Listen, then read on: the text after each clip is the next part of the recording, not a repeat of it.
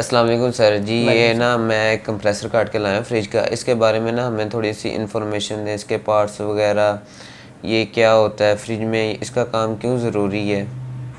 ठीक है, शाबाश। सबसे पहले तो सुलेमान, आपका सवाल बहुत अच्छा है कि जो फ्रिज के पीछे कंप्रेसर लगा होता है, इसका काम क्या है, क्यों ज़रूरी लगाया, क्यों इसको लगाया जाता है। याद रखिए, जिस तरह हर चीज़ में एक मेन पार्ट्स होता है, इंसान है उसके अंदर एक दिल है, गाड़ी है उसके अंदर एक इंजन होता है, मेन पार्ट्स उसका। इसी तरह फ्रिज के अंदर जो मेन पार्ट्स है उसे कंप्रेसर बोलते हैं। ठीक है, जी। कंप्रेसर का काम क्या है या कंप्रेसर की तारीफ़ क्या है? इसकी तारीफ़ ये है कि ये एक ऐसी डिवाइस है, ऐसा पुर्जा है जो कम दबाव, कम दर्जा हरारत वाली गैस रेफ्रिजरेंट को अपने अंदर सेक्शन करता है और उसको ज़्यादा दबाव, ज़्यादा दर्जा हरारत में तब्दील करके आगे डिस्चार्ज कर देता है। ये है कंप्रेसर की तारीफ़।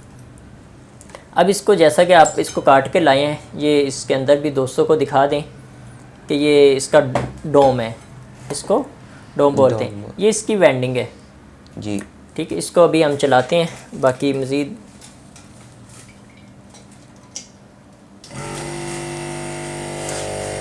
इसके बारे में कोई सवाल? जी, हमें इसके पार्ट्स के बारे में बताएं कि ये पार्ट क्या है और ये नीचे वाला, और ये कैसे अपने अंदर हवा खींचता है और आगे प्रेशर बना के देता है। जी, वेरी गुड। इसका जो ये वाली है ना पुर्जे, जी, इसको बोलते हैं वेंडिंग। ये जो पुर्जा बाहर है इसको बोलते हैं स्टेटर। ये जो अंदर घूम रहा है इसको बोलते हैं रूटर। जी। ये जो घूम रहा है इसको बोलते हैं रूटर। ये इसकी वेंडिंग है और ये इसका स्टार्टर है।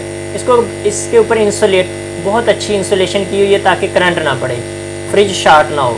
आयल के अंदर भी अगर तेल आ जाए या मशीनें, वैसे तो ये स्प्रिंग के ऊपर हैंग है, ये देखें आप, इसको पूरा एक सिस्टम उन्होंने किया हुआ है। नीचे पंप है, इसके ऊपर मोटर है। ये आलमोस्ट कोई काफ़ी सारे पुर्जों को मिला के तो पंप और मोटर एक ही जगह पे इकट्ठा किया हुआ है। टोटल इसमें कितने पार्ट होते हैं? 32 तकरीबन, बड़े जो मेन पार्ट्स हैं 32 पार्ट्स हैं। और इसके ये जो प्रेशर बना रहा है ये रेसिप्रोकेटिंग कंप्रेसर है।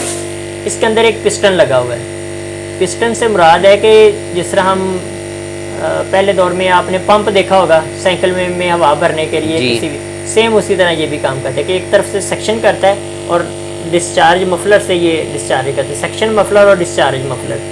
इसका ये सेक्शन मफलर के हेड पे जा रहा है, जहाँ से सेक्शन कर रहा है, और ये डिस्चार्ज हेड से ये बाहर निकाल रहा है। ठीक है, और कोई सवाल?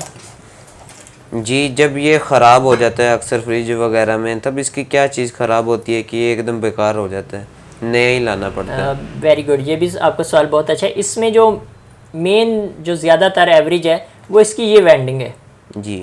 जिस तरह कोई भी चीज़ है उसकी वेंडिंग की जाती, मोटर होती है, कंप्रेसर में ये वेंडिंग है जिसको हम करंट दिया जाता है 220 वोल्ट पे। ठीक है, कुछ 3 फेस भी होते हैं, वो बड़े चिल्लर, बड़े यूनिटों में लगते हैं, लेकिन जो फ्रिज में लगता है उसकी ये वेंडिंग होती है। ये वेंडिंग जल जाती है जब बिजली बहुत ही ज़्यादा कम आए या यकदम तेज़ करंट आ जाए, वोल्टेज ज़्यादा आ जाए, तो ये जल जाती है। इसके जलने से जो है इसमें ताकत नहीं रह जाती मैग्नेट बनने की, और कंप्रेसर जो है वो बेकार हो जाता है, बिल्कुल स्क्रैप हो जाता है। ये दोबारा रिपेयर तो हो जाते हैं, लेकिन उस तरह नहीं जिस तरह एक नया चीज़ होती है। तो बेहतर होता है कि कंप्रेसर बंदा तब्दील ही कर ले। ठीक है, इसकी जो मोस्टली है 90% इसकी वेंडिंग जल जाती है, और 10% ऐसे होते हैं कि इनका पंप टूट जाता है अंदर से, जो प्रेशर बना रहा है, सेक्शन मफलर या डिस्चार्ज मफलर या उसका जो हेड है वो टूट जाता है। उसकी वजह से वो प्रेशर बनाना बंद, चल तो रहा होता है लेकिन प्रेशर नहीं बना रहा होता, उसकी वजह से भी ये ज़ाया हो जाता है, हमें तब्दील करना पड़ता है। जी, ये जो सा डोम है, इसका आपने नाम डोम ही लिया था, ये इसके अंदर ये चीज़ क्या है, इसके बारे में हमें थोड़ी सी इन्फॉर्मेशन दें। ये उन्होंने, क्योंकि तेल जब ऐसे नीचे से ऊपर आता है ना, जी, तो ये उसको फुहारे के नमा पूरी मोटर पे, पूरे स्टेटर पे इसको फेंकता है।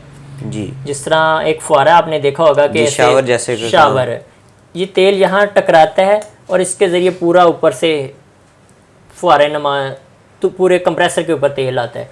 अगर एक जगह से गिरेगा तो एक हिस्सा लुब्रिकेशन होगा, दूसरा हिस्सा नहीं होगा, क्योंकि इसके अंदर तेल डाला जाता है।